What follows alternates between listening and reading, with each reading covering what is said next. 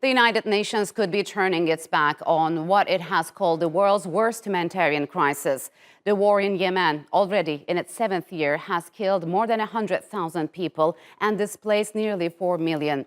Now, in what is being described as a major setback, those responsible for committing atrocities might not be held accountable. The UN Human Rights Council has pushed through a vote to shut down a team of experts investigating war crimes in Yemen. It's the first time ever a draft resolution has been rejected in the Council's 15-year history. Investigators previously said that potential war crimes had been committed by all sides where the Hadi-led government has been battling Iranian-backed Houthi rebels. Fears are now growing that shutting down the war crimes probe could embolden Yemen's warring parties to continue their campaigns. Has the international community abandoned Yemen once again? And will this failure affect other conflicts in the region? And to discuss how the UN's decision might impact the ongoing conflict in Yemen, joining me now from New York is Jahaan Pittalwala. She is a research analyst at the Global Center for the Responsibility to Protect. And from London, Raiman Al-Hamdani. He's a researcher at the ARK Group. Thank you very much for joining me. So, Jahaan, what's next for Yemen now? And how will this decision impact the millions of people who are on the brink of starvation? Well, likely war crimes and crimes against humanity in Yemen have been perpetrated in a really catastrophic cycle for over 6 years. The findings and the public annual reporting of the group of eminent experts were absolutely crucial in helping document the extent of these potential crimes, including indiscriminate airstrikes and shelling, arbitrary detention, grave violations against children, sexual violence, and torture. Without this public reporting from the group of eminent experts, crucial documentation, it will be lost. There's no longer a dedicated international and independent body informing the international community on the extent of violations in Yemen. And in addition, the existence of that group of eminent experts, it sent a message to parties to the conflict that violations of international law will not be tolerated and that the international community is closely watching. Terminating the group of eminent experts is essentially entrenching impunity and giving parties a green light to continue to perpetrate atrocity crimes. So, Raiman, what's your take on this decision? I mean, talk to us about the humanitarian situation there and what impact will this decision have on the foreign aid lifeline going for the Yemeni people from international community?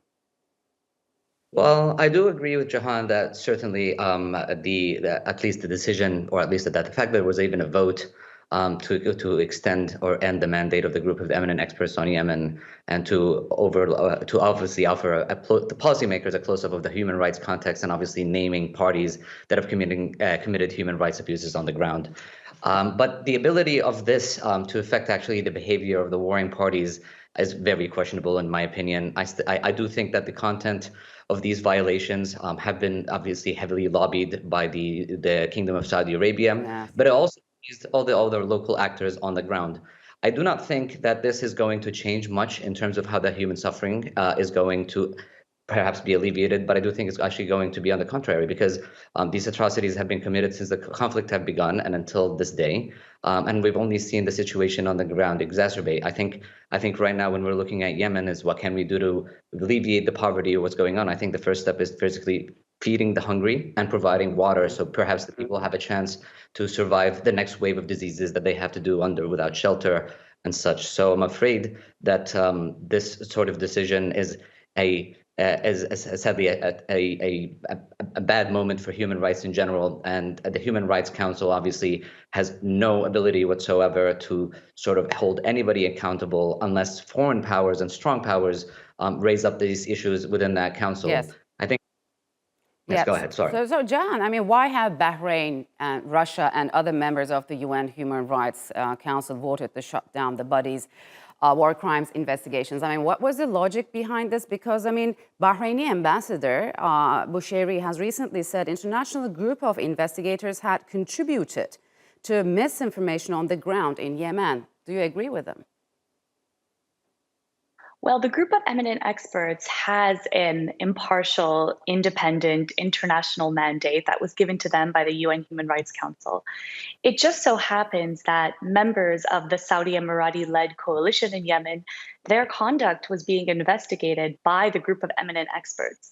And civil society, working closely with the group of eminent experts and, on advocacy efforts in Geneva, we know that the outcome of this vote was due in large part to an extensive, months-long lobbying campaign by Saudi Arabia and its coalition members, who are primary parties to the conflict in Yemen, and their conduct just so happened to be being investigated by the group of eminent experts. There was heavy diplomatic, political, and financial pressure on voting members of the Human Rights Council to terminate the GEE and its public reporting mandate. So, Raiman, how do you think this decision hurt the credibility and image of the United Nations?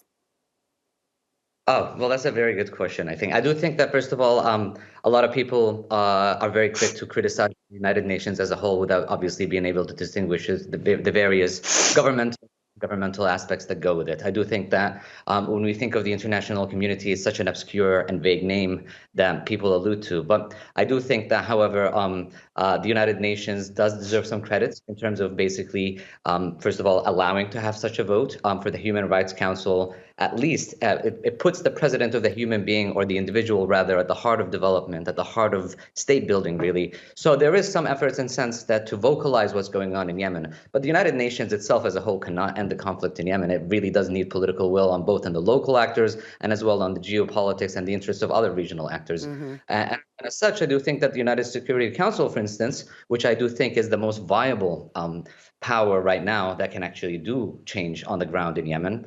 And I do think that what they can do is essentially work with a reasonable resolution on Yemen that actually reflects the realities on the ground. I do think that the United Nations credibility has been falling in the past decade for changes that are global and for changes also for the region as well. And I do think that not this only has damaged the credibility of the United Nations, but the persistent disasters that have happened, whether it be American drone strikes targeting innocent civilians in the United States, whether it be Israeli airstrikes on the Palestinian territories. The United Nations has lost its credibility in holding any of these powers in any way responsible. And such, I think, regional powers are learning to do the same thing. So, Jahaan, what has happened to the U.S. President Joe Biden's promises to end the war in Yemen? I mean, has he been able to deliver on his promises on any kind of foreign policy aspect? Well, President Joe Biden took a very strong and welcome step at the beginning of his presidency to suspend offensive weaponry sales to Saudi Arabia and some other members of the international coalition in Yemen. But I'd like to highlight that even before this vote and before this decision to suspend arms trade, the UN system and the permanent members of the UN Security Council were failing the people of Yemen and creating purposefully a dire accountability gap. The UN Security Council and its permanent members, which included the United States, have been publicly and explicitly called upon by numerous bodies to take stronger steps to address impunity and towards accountability and justice for the people of Yemen. And the UN Security Council and each of its permanent members has not even responded to these explicit calls, let alone acted upon them. As was previously mentioned, the Council hasn't even passed a substantive resolution on the conflict since April 2015. It has also been called upon to expand its sanctions regime to be able to include all parties that are perpetrating violations on the ground, and it hasn't done so yet. So in a sense, there are some welcome steps that are being taken, but there are some significant failures that are a proven and persistent lack of political will from powerful states that claim to uphold human rights. So, Raiman, what's next then moving forward for the Yemeni people? Could a cooperation between the US, Iran, and Saudi Arabia bring a peaceful solution to the conflict? I do think that that might lead to a one track that could resolve one part of the conflict. I do think that obviously better relationship between Saudi Arabia and Iran and the region would lead to more prosperity and peace, obviously, in the Middle East. And obviously the United States being involved in them can also enhance the track diplomacy that affects the Yemeni conflict. But But essentially, the Yemeni conflict, as I always say, it has multiple elements to it.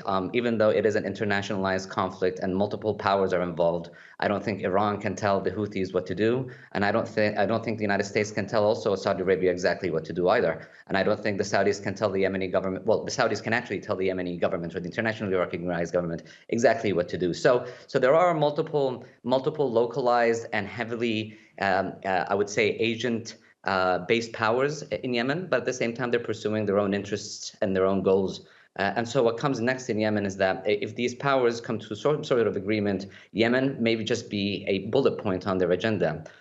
Because obviously Yemen has become a ground for a lot of proxy agents. It's invited the United Arab Emirates to invest in proxy powers. It's invited Saudi Arabia to create its own little powers. It's emboldened Iran to increase its vocal support, and it's also made Iran become more empathetic and more vocal about its support to the Houthis during the conflict. And as such, I think this is something that you will not be able to erase. I don't think that the Iranians are going to ever want to lose that leverage on Saudi Arabia. So, Jahaan, what's your take on that? Are you that pessimistic, or what are the prospects of reviving the political trajectory of the peace process in Yemen after this decision? Well, I really do think that it's incumbent upon bodies and persons who already have a very strong mandate to help bring peace and justice to the region. There are multiple avenues and tracks that UN bodies and even individual states can and should do to help end impunity for violations and to help ensure that accountability is a crucial element of the peace process, because there is no peace without justice. The new UN Special Envoy, for example, he can ensure that accountability is centrally placed in the peace process. The UN General Assembly can also establish a criminally focused mechanism for Yemen to help fill this gap, as it has done previously in the case of Syria. The UN Security Council can transfer jurisdiction for the situation in Yemen to the International Criminal Court. And individual states can also begin to pursue criminal cases under universal jurisdiction. And I think if you have this multi-track, multiple-level effort by UN bodies and individual member states, there can be a realistic path towards peace and justice in Yemen. All right, Jahaan and Raiman, unfortunately, we'll have to leave it here. Thank you very much for joining me on Straight Talk.